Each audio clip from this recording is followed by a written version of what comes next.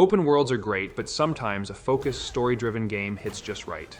In 2024, these 15 linear games stood out with amazing stories, tight gameplay, and unforgettable moments. Let's check them out. I've always had a soft spot for Silent Hill 2. It's one of those games that gets under your skin and stays with you long after you put the controller down. So when I heard about the remake, I was both excited and a little nervous, but wow, it delivers. The updated visuals bring the haunting town to life in a way that makes the fog feel like its own character, and the emotional depth of James Sunderland's story, it hit me just as hard this time around. One thing I really appreciated was how they kept the core of the game intact while modernizing the controls. If I had to nitpick, I'd say the combat still feels a bit clunky, especially compared to other modern games. But honestly, that awkwardness almost adds to the tension. It's like you're supposed to feel helpless. If you're into psychological horror, this one's an absolute must-play.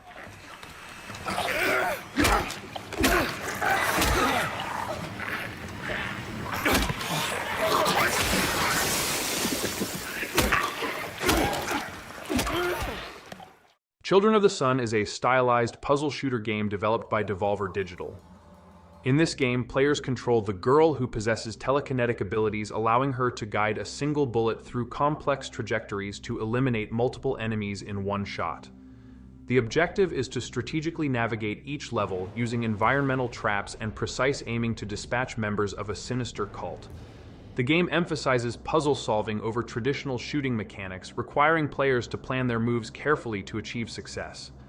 The narrative unfolds without dialogue, relying on stylized cinematics to tell the story of the girl's quest for revenge against a nefarious cult that has wronged her. As players progress through the levels, they uncover more about her past and motivations, adding depth to the gameplay experience. The game's puzzle mechanics can be very challenging, especially as you progress. Some players find the difficulty spikes frustrating, as the game sometimes requires precision and timing that can feel punishing. This can lead to repeated failures, which may be off-putting for players who prefer a more relaxed experience. But overall, this game is worth playing.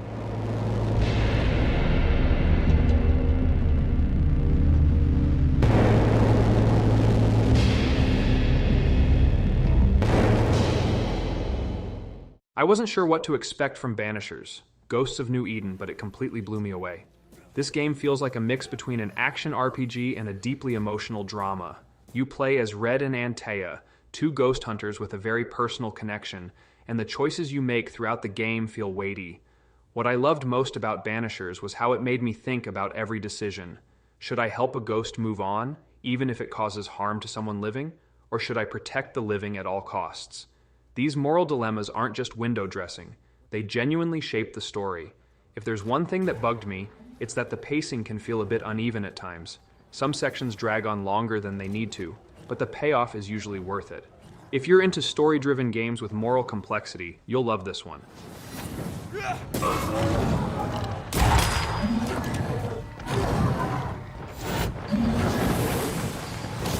Did we miss a few? I've been hyped for Black Myth Wukong ever since that first trailer dropped, and the final game absolutely lived up to the buzz. The combat is fast, fluid, and challenging. Think Dark Souls meets Chinese mythology. Every boss fight feels like an epic event, and the environments are just stunning. One thing that really stood out to me was the lore. The game doesn't hold your hand. It expects you to piece together the story through exploration and subtle hints. It made me feel like I was uncovering a legend as I played, which was super satisfying. But fair warning, this game is not for the faint of heart. The difficulty spikes are real, and I had to take a few breaks to cool off after some of the tougher fights. If you love challenging combat and a rich mythological setting, this game is going to be your jam.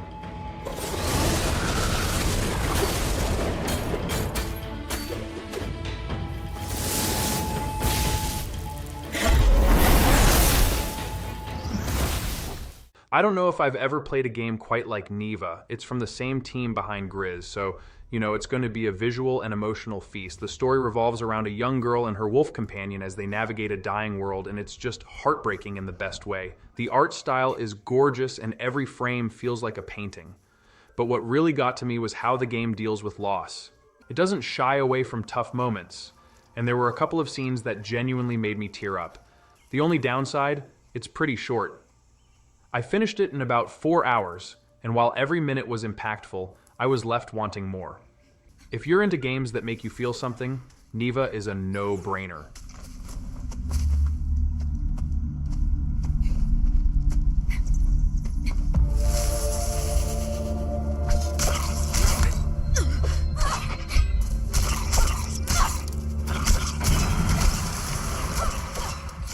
Alright, let's switch gears with something a little lighter. Luigi's Mansion 2 HD. If you're like me and have a soft spot for Luigi's awkward bravery, this one's a real treat. This remastered version breathes new life into the original game with updated visuals and smoother controls. Exploring the haunted mansions with Luigi's trusty poltergust is as fun as I remembered, and there's just something charming about how scared he is the whole time. I laughed out loud at some of his reactions, and the game's mix of puzzles, exploration, and light combat kept me engaged the entire way. My one gripe? The multiplayer mode felt a bit underwhelming. It's fine, but I found myself sticking to the single-player experience, which is where the heart of the game really shines. If you're in the mood for some spooky, family-friendly fun, Luigi's Mansion 2 HD is a must-play.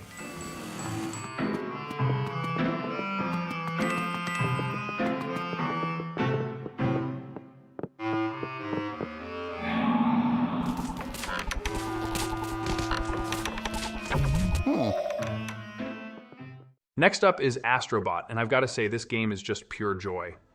Astro has always been one of PlayStation's most endearing mascots, and this latest entry takes everything that was great about Astro Bot Rescue Mission and cranks it up.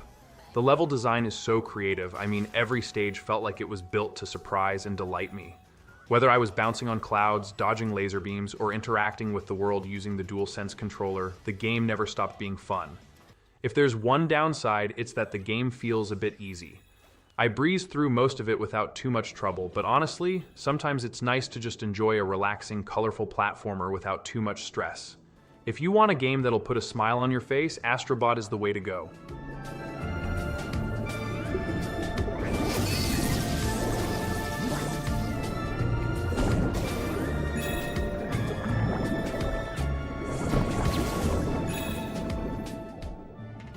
Okay, now this one was a big surprise for me. Indiana Jones and the Great Circle. I've always loved the Indiana Jones movies, and this game captures that same adventurous spirit perfectly. It's not just about the action, though there's plenty of that. It's also about the puzzles and the sense of discovery. Exploring ancient temples and solving riddles gave me the same kind of thrill I got from playing Uncharted or Tomb Raider. And Harrison Ford's voice work? Spot on. It's like stepping right into one of the movies. My only complaint is that the combat can feel a little repetitive at times. The puzzles and exploration are the highlights, so the combat sections felt more like filler. Still, if you're a fan of adventure games or the Indiana Jones franchise, this one's a no-brainer. Let's see if you can keep up. What do you mean if I could keep up?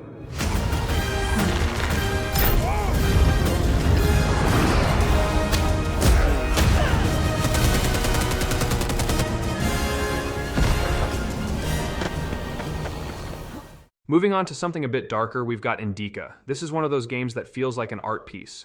Set in early 19th century Russia, it's a haunting, atmospheric journey that had me hooked from the very first moment. What stood out to me the most was the game's unique blend of exploration and narrative. It feels like you're walking through a tragic poem with every detail adding to the melancholy. The choices you make throughout the game feel deeply personal, and the story is just heavy in the best way. But I'll be honest, the pacing can be pretty slow. This isn't a game for people looking for fast action, it's more about soaking in the atmosphere and story. If you're in the mood for something introspective and emotional, Indika is absolutely worth your time. Sorry, I can help if you let me. I don't think it can be helped. His nobleness has decided to listen to the visitation one last time. So let him listen. Don't interrupt. And now let's talk about Brothers: A Tale of Two Sons remake. The original was already a masterpiece, but this remake brings it into 2024 with stunning visuals and updated controls that make the experience even better. This is one of those games that's all about the journey. Controlling both brothers at the same time felt a bit tricky at first, but once I got the hang of it, it became second nature. And that's where the magic is. The bond between the two brothers feels so genuine, and the game doesn't shy away from emotional gut punches. If there's one thing I'd critique, it's that the game is still quite short. I finished it in a single sitting, and while it was an incredible experience, I wanted more time in that world. If you haven't played the original, or even if you have, this remake is a beautiful way to revisit a timeless story.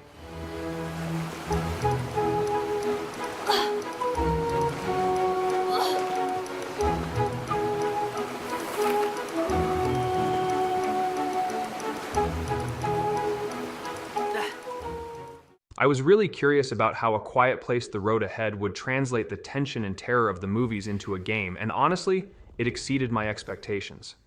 This game nails the atmosphere. Every sound feels like a life or death decision. Playing it was nerve-wracking, but in the best way possible. I found myself holding my breath during the quietest moments, trying to avoid making any noise that could attract those terrifying creatures. It's a survival game at its core, but what I really loved was how much it focused on the characters and their relationships. It's not just about surviving, it's about holding on to hope. The one issue? Some of the AI for your companions could be a little frustrating. A couple of times I thought, why would you do that now? Still, it didn't take away from the overall experience. If you're ready for a game that keeps you on edge from start to finish, A Quiet Place. The road ahead is worth the journey.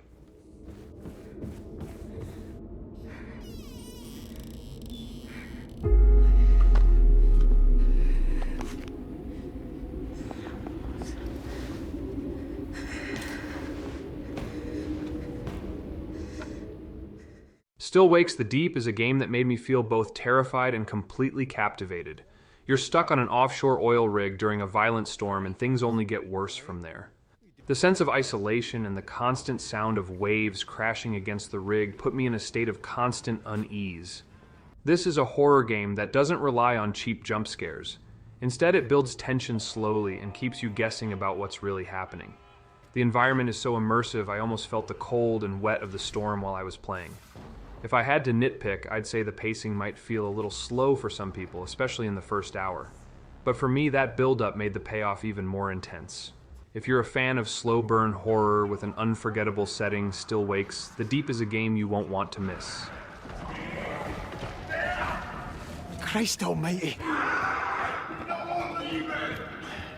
Cuz, Jesus Innes. What you doing up there? That thing will see you. That thing. It's Muir, cuz. It's fucking Muir. Muir. When I heard they were remaking Until Dawn, I was skeptical at first. The original already felt like such a perfect blend of interactive storytelling and horror. But playing this remake made me realize just how much better the experience could be with modern graphics and improved controls. The choices feel heavier, the scares hit harder, and the characters are more lifelike than ever. Every decision I made had me second-guessing myself, knowing it could mean the difference between life and death for the group. That said, some of the dialogue still feels a little cheesy, but honestly, that's part of the charm. It's like playing through a top-tier horror movie, and I loved every second of it. Whether you've played the original or not, this remake is an incredible way to experience one of the best horror games out there. Jessica, I'm coming! I'm coming!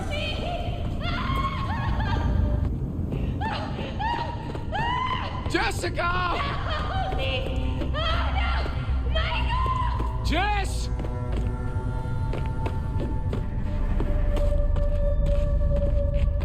No! Oh, God! No, Jessica! Oh, my God. Jess! Jess, are you okay? Help.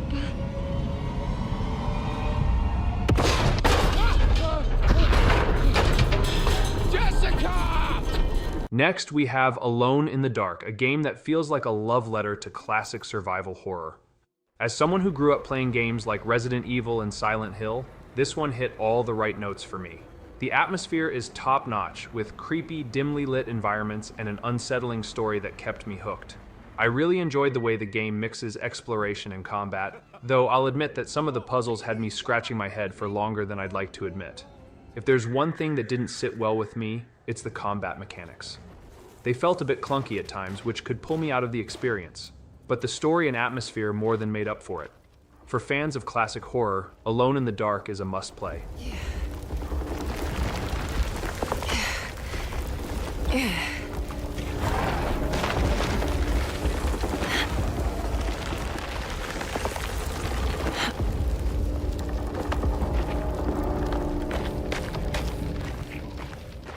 Finally, let's talk about Senua's Saga Hellblade 2, a game I've been eagerly waiting for since the first one blew my mind. The visuals are absolutely stunning, but it's the sound design and storytelling that truly stand out. Playing as Senua again felt like stepping into someone else's mind. The way the game handles her struggles with psychosis is both haunting and deeply emotional. It's rare for a game to make me feel this connected to a character, and by the time the credits rolled, I was emotionally drained in the best way. If there's one minor issue, it's that the combat, while cinematic and intense, can feel a little repetitive. But honestly, the story and presentation are so compelling that I didn't care. This is more than just a game. It's an experience. If you play one game from this list, let it be Senua's Saga Hellblade 2.